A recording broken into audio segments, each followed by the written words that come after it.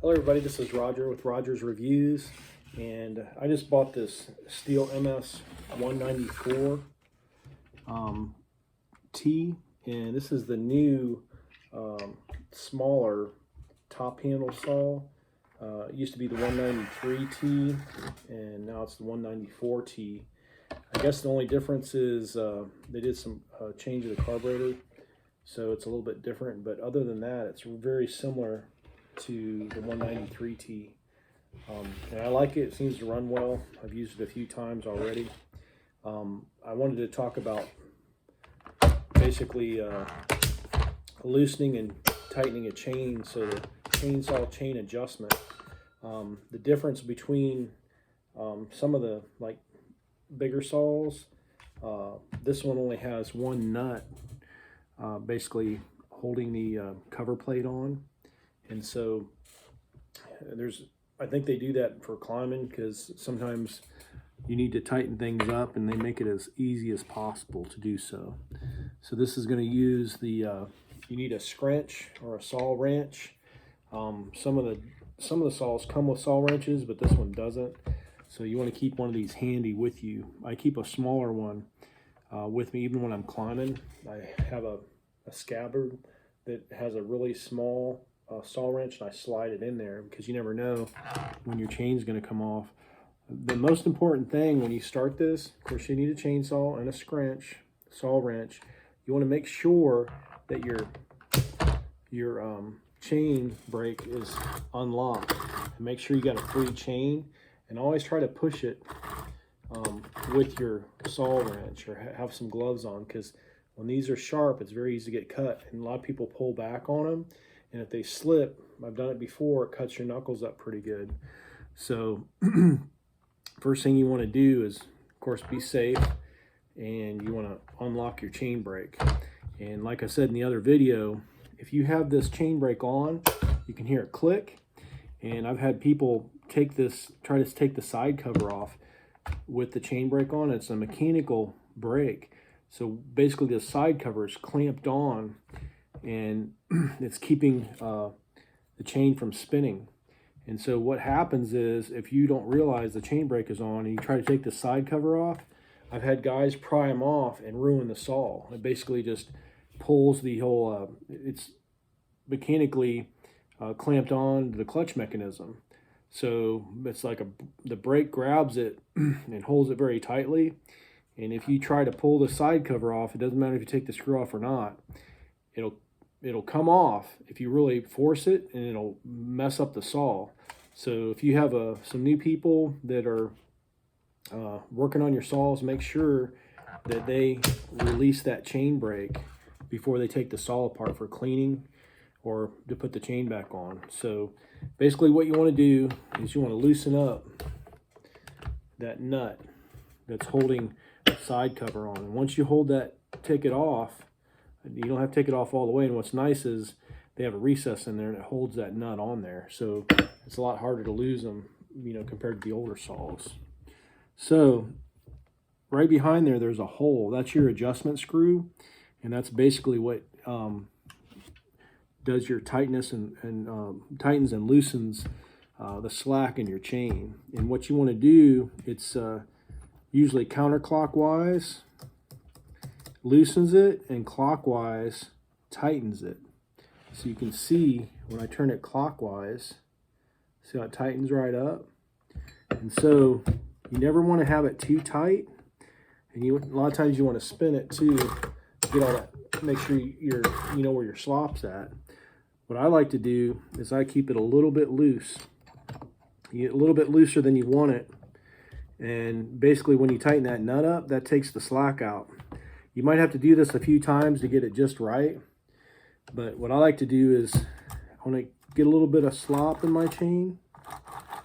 See that little slop right there? And I tighten it just a tad bit to where it's almost where I want it. And then I finish by tightening the side cover nut, and you can see it'll actually tighten up that last little bit. So see how that's sucking up there? You never want to tighten it perfect and as tight as you want it, and then tighten this up because it'll be too tight. So you see, you want it just a little bit of slop in there. You don't want it super tight. And basically you just want to make it tight enough to where you can almost see daylight through there. That's a little bit sloppy, so I'm going to go ahead and loosen this up again and tighten it one more time. And like I said, you might have to do this a couple times to get it exactly the way you want it. And some of these, like on your older saws, this screw that tightens and loosens is actually back here. So look, if you can't find the hole, check back here on your older saws, because sometimes the tensioner screw will be back here. It's kind of a pain in the butt, but it'll be back here. So most of your newer saws will have it on the side cover. And then some of the saws, like the homeowner saws, they'll actually have like some easier tensioner where you can use your hands. There's like basically not any tools. Most of your pro saws will have a screw to tighten them because they're a little more durable. So see that? It's just a little bit loose. And then you go ahead and hand tighten it as much as you can, and then finish off with your saw wrench. Another thing you don't want to do is you don't want to hold up here and crank on this. The only time you use this whole leverage system on your saw wrench is when you're loosening. You never use it when you're tightening. You should always tighten down here. That way you don't over tighten. Tell your guys the same thing. Just see, just needs to be snug. If you ever see anybody cranking on it, bad news, because what's going to happen, you might strip out those studs, and I've had them to where people tighten them so tight when you loosen them, the whole stud will back out, and then you got a whole another different set of problems, especially on a single one. You don't want to over tighten, because if you ruin that, you're done. You can't even get to the end of the job. So there's your chain brake. Make sure that's always loosened up before you get started. And there you go. Nice and tight. So you want a little bit, see that little bit of slop there? You want a little bit of slop. You don't want it super tight. It's actually a little bit tighter than I usually have them. And then also too, you want to run them for a few seconds, and a lot of times a little bit, the chain will stretch out, like especially on a newer saw. You want to run it maybe for like 5 or 10 minutes, make it about 10 or 15 cuts, and then come back and check your tightness, because the newer saws, the newer chains will stretch a little bit. And then even too, once you tighten your saw up and get it set, sometimes you'll get a little slack once you run it, because sometimes the chains get a little binded up, and once they get free spinning, get some oil on them, sometimes you'll have to readjust. So it's not always perfect once you hit it and you get it running, but you should always, after you make a few cuts, go back and check the tightness of the saw and the chain, because it might need to be readjusted again, especially on newer saws. But anyway, this is Roger with Roger's Reviews, just giving you the basics of tightening up a chainsaw chain. And this is the Stihl 194 T, MS 194 T. It's a brand new top handle saw. A lot of pros use it. Another thing I do, you notice this bar is a little bigger than normal. Some of these only come with a 12 or 14. I put a 16-inch Pico bar and chain. It's a little bit thinner than some that come on them, but I tell you what, this right here will run more like a 201 TC, because a lot of times these are a little over 300 bucks, and the 201s are like 700. So if you don't want to spend that much money, and you can't afford it, you can take one of these and put the thinner bar and chain on it.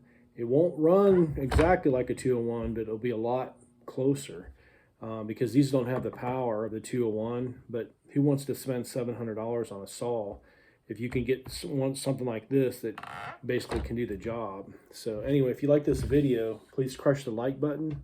Get yourself a T-handle, which would come with the saw. If you buy a new saw, make sure they send you with one of these, and then they have another one with a torque wrench, so you can take apart the saw and clean it. And if you ever have something broken, that usually a torque wrench can take it apart and replace the parts that are broken. So anyway, Have a great day, and we'll see you next time. And we're working with saws.